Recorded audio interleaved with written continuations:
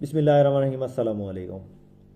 सरगाना motor YouTube channel है खुश आमदीद। मैं हाँ तुहाडा अपना होस्ट मोहम्मद अकरम सरगाना ते तुसीं वेख रहे हो तुहाडा अपना यूट्यूब चैनल सरगाना मोटर।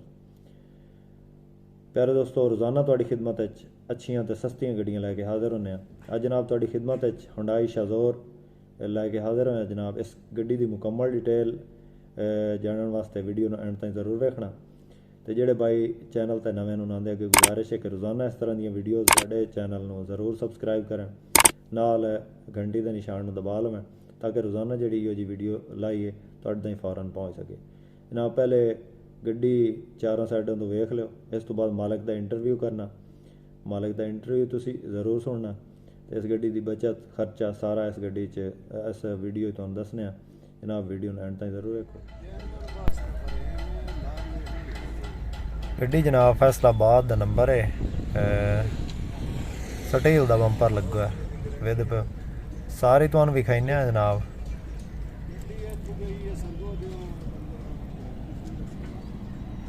ये जनाब गड्डी है जो भी है भाई जी तुहाडे सामने है भाई।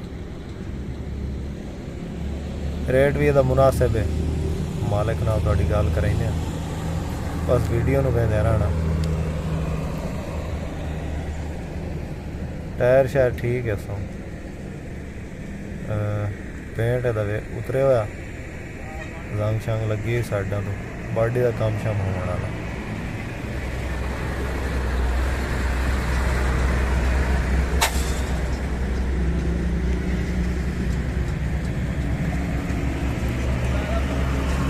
टायर ठीक है भाई जी, जापानी लगे हो टायर।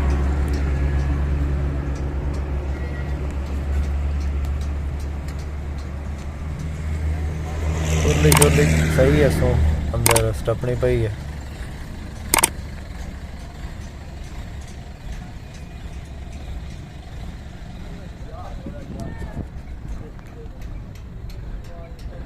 ये टायर भी ठीक है, अच्छी कंडीशन है।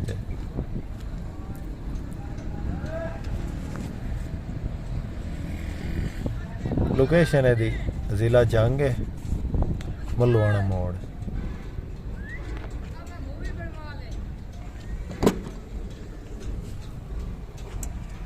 अंदरों रूम है बेहतरीन है, विद पे दरवाज़ा। इंटीरियर पर ज़बरदस्त कंडीशन है पिया। सीटां की पोश वेख लो, तुहाडे सामने ही है जो भी है। मालिक नाल गल कराइने तुहाडी, बस वीडियो एंड तक जरूर वेखना। कोशिश अच्छी हुई है। भाई ने गड्डी के मालिक ने इन्हों को पूछना है भाई ये गड्डी पर मंथ तकरीबन कितने पैसे कमा लेंदी है। तो जनाब इस गड्डी की सारी डिटेल इनको पूछना है। तो भाई और गल करने जनाब। अस्सलाम वालेकुम। वालेकुम सलाम। की नाम है भाई तुहाडा? अमजद अली। अच्छा भाई, ये गड्डी केड़ा मॉडल है? 2006 मॉडल, फैसलाबाद का नंबर। अच्छा भाई 2006 मॉडल है, फैसलाबाद का नंबर है जनाब। तो इस गड्डी की कितनी डिमांड है जनाब?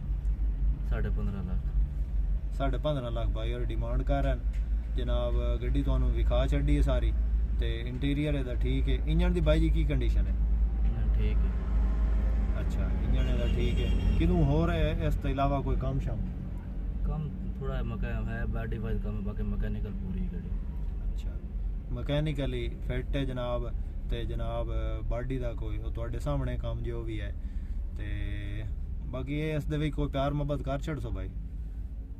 जी थोड़ी बहुत की वजह से, ज़्यादा नहीं। अच्छा आंदे पैन भाई जी कोई भाई आवे मौके तो जनाब प्यार मोहब्बत कर लाँगे।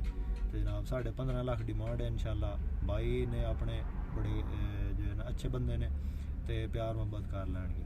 तो जनाब ये तुसी पर मंथ इस गड्डी चो कितना कमा रहे हो? तुहानूं की हिसाब बचदा है? बचत कितनी है? बचत 50 तो 60 हज़ार रुपये पर मंथ। भाई और आखिर ने 50 तो 60 का जनाब लभ जाता पर मंथ। तो ये की कितों तुसी लोडिंग करते हो ज़्यादा, या तुहानूं कितों जनाब ये यानी कि फ़ायदा कितों मिलता? किस अड्डे तो या किस जगह तुसी लोड करो तो तुहानूं इस बचत होती है? तो साढ़ा जानवरों का लम्बे टूर से जब वापसी लग जाती है, बेहतरीन महीने का पैकेज बन जाता है। सही है भाई और जानवरों तो भाई गड्डी लाई हुई है। तो जनाब जानवरों तो गड्डी चलाते हैं। तो आखते भाई जानवरों ते गड्डी चलावन नाल फायदा ही होंदा है भाई। उस लोडिंग भी घट होंदी है जनाब, वजन घट पौंदा गड्डी ते जनाब इस उन्होंने बचत 50 तो 60,000 महीने कमा रहे भाई। सारी डिटेल भाई तुहानू दस दी है जनाब। किसी भाई किसी दोस्त को अगर पसंद होवे तो जनाब भाई नाल राबता कर सकते हैं। नंबर स्क्रीन ते साडा मौजूद है। तो इस दे नाल ही सानू इजाज़त दिओ जनाब। अल्लाह हाफिज़। पाकिस्तान जिंदाबाद।